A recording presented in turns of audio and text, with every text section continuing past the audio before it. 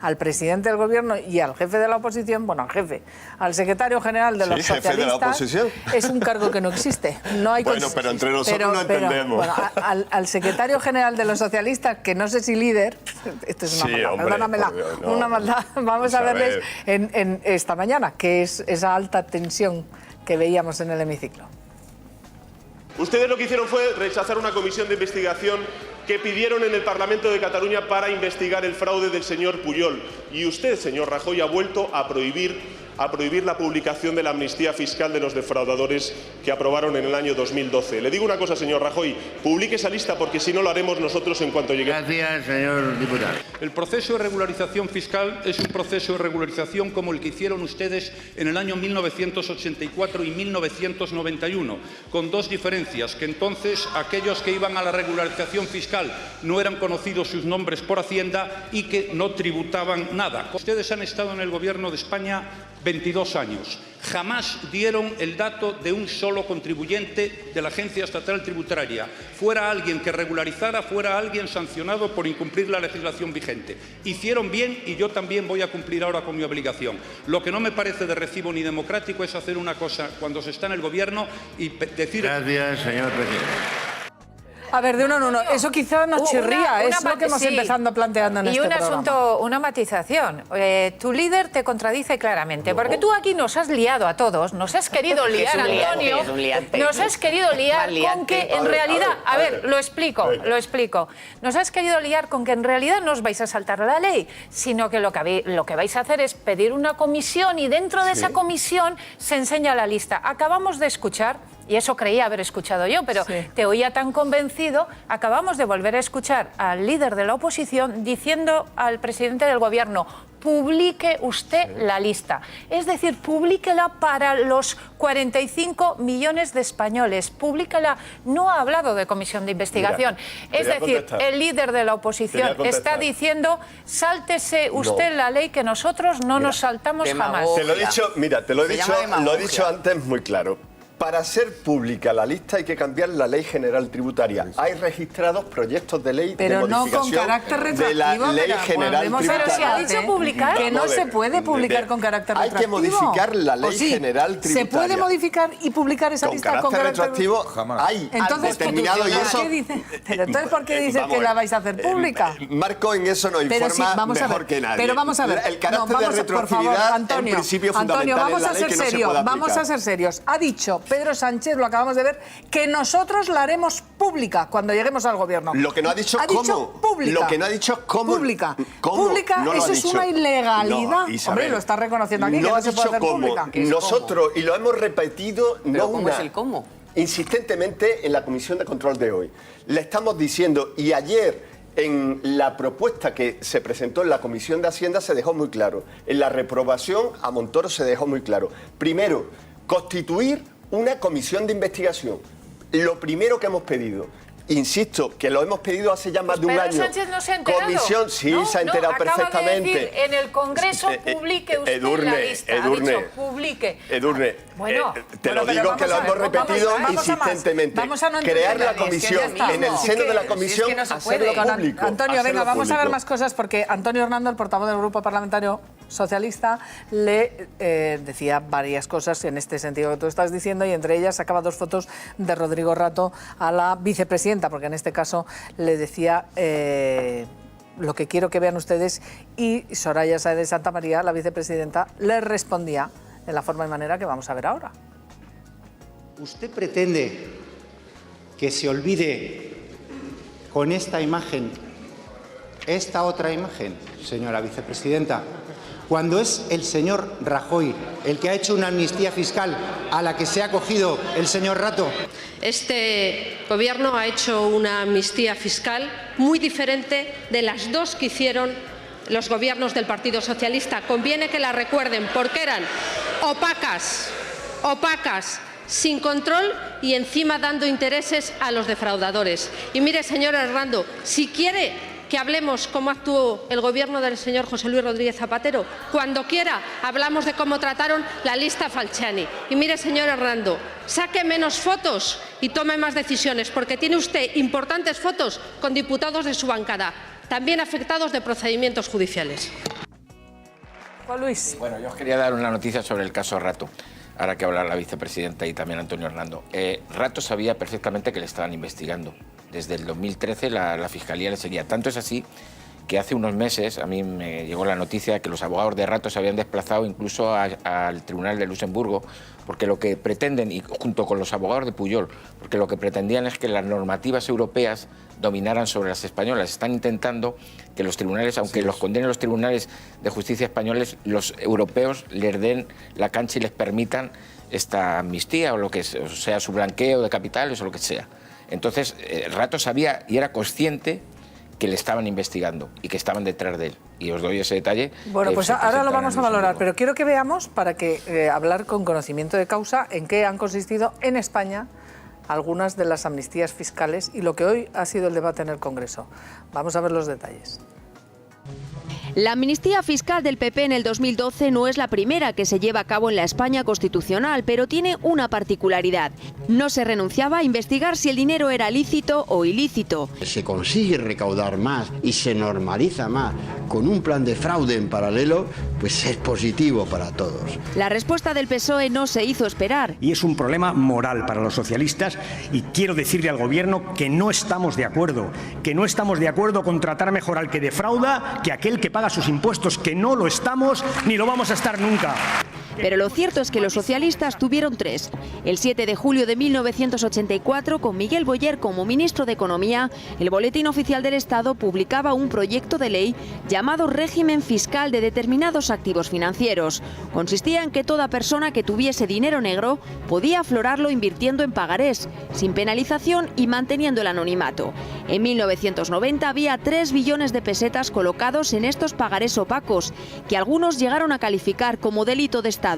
Un año después, el entonces ministro de Economía, Carlos Olchaga, plantea una nueva amnistía para evasores.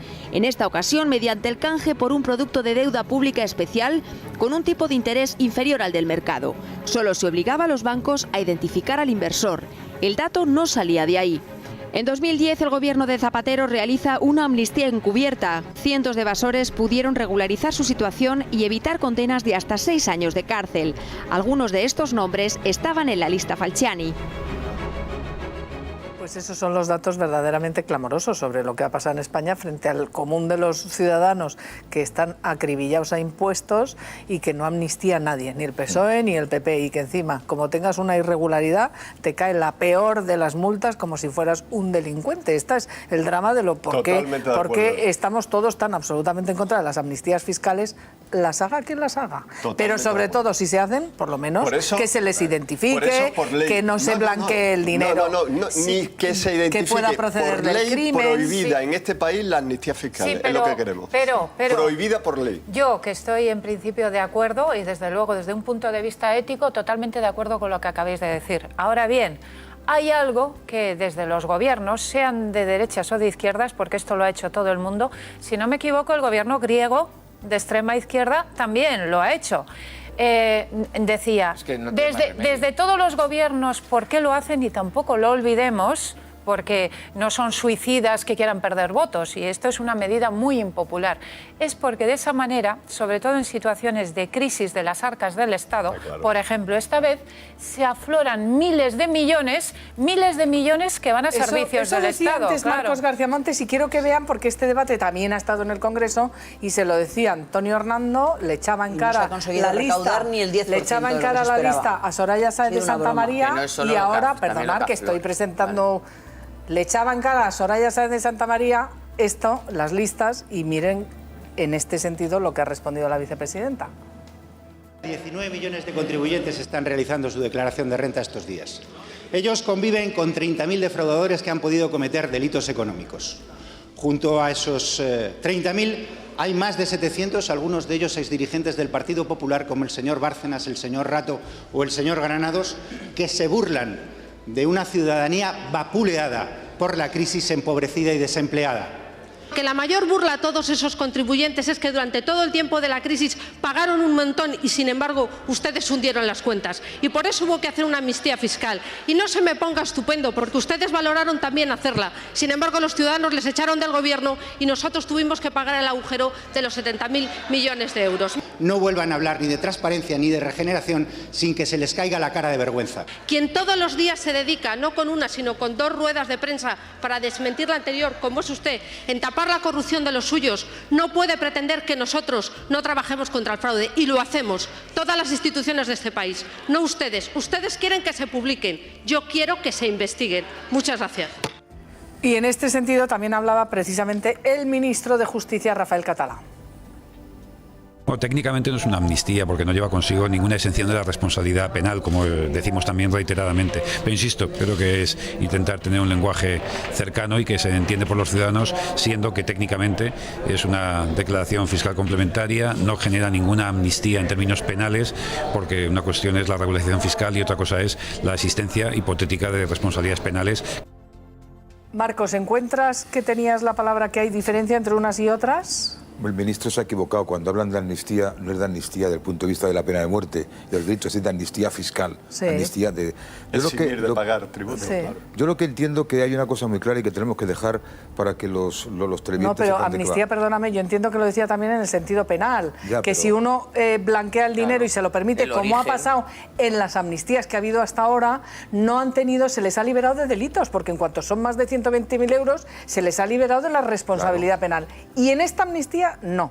En esta hay responsabilidad penal. Esa es la clave entre unas. Por eso habla de no es amnistía. Sobre todo no se ha buscado, no se ha ido al origen de los fondos, que es donde puede haber los delitos que tú antes has comentado, el blanqueo, el alzamiento. Con la amnistía del PP, lo que se ha hecho es que a usted se le borra las deudas que tenga con Hacienda. Fiscales. Ahora, si el dinero procede de un delito, si hay un alzamiento de bienes, si hay un delito fiscal, ahí está y seguirá adelante el tema, que antes no se hizo. Pero lo que decía antes nuestro querido diputado es el siguiente: no puede haber nunca retroactividad, porque si hubiera retroactividad de la modificación general tributaria llegaremos al absurdo de que los que en su día se han regularizado ya no se tienen así. Entonces no hay, es el futuro del asunto. A ver, sí, Isabel y Antonio. Uy, perdona, Carmen y Antonio. ¿Ves? La de ayer.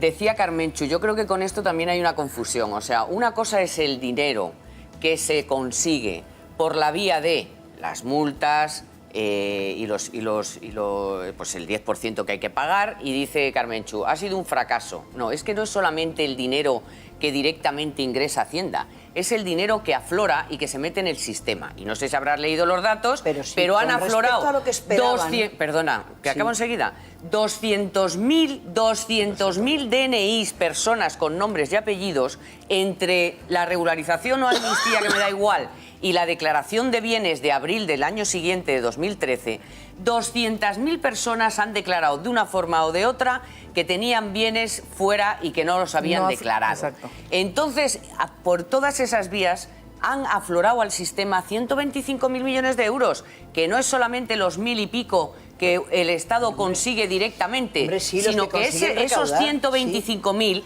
ya están en el sistema. No, perdona, ya están en el sistema y tributarán en su momento. Los años siguientes tributan. Perdón, pero los años.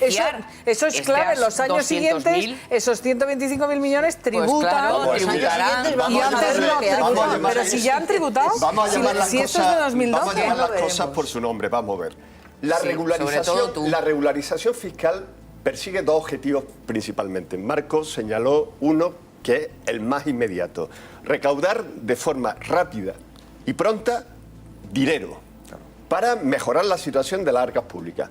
Y luego hay una segunda razón importante, y es aumentar las bases imponibles de los impuestos en este país. El aumento de las bases imponibles. ¿Por qué? Porque a partir de que se regulariza la situación fiscalmente, aumentan las bases imponibles y es un objetivo prioritario en cualquier política fiscal.